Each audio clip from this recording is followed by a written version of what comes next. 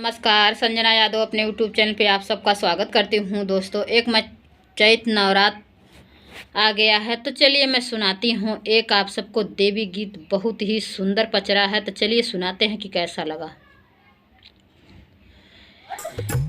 शेरा वाली जगह, पहाड़ वाली जगह, शेरा वाली जगह, पहाड़ वाली जगह, बोलिया बोले कोयलिया मैं का करूं, बोलिया बोले कोयलिया मैं का करूं, बोलिया बोले कोयलिया मैं का करूं। शेरा वाली जगह, पहाड़ वाली जगह, शेरा वाली जगह, पहाड़ वाली जगह, बोलिया बोले कोयलिया मैं का करूं, बोलिया बोले कोयलिया मैं का करूं।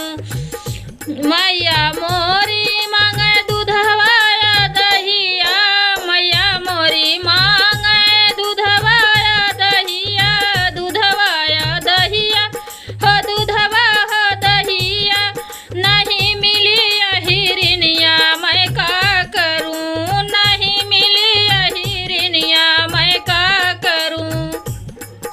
दुर्गा मैया जागा, शीतल मैया जागा, दुर्गा मैया जागा, शीतल मैया जागा, बोलिया बोले कोयलिया मैं का करूं, बोलिया बोले कोयलिया मैं का करूं। मैया मोरी मांगे फूलवा गजरवा, मैया मोरी मांगे फूलवा गजरवा, फूलवा गजरवा हो, फूलवा गजरवा, मैया मोरी मांगे फूलवा गजरवा, फूलवा गजरवा हो, फूलवा गजरवा, नहीं मिले मालिनिया मैं का करूं, नहीं मिले मालिनिया मैं का करूं।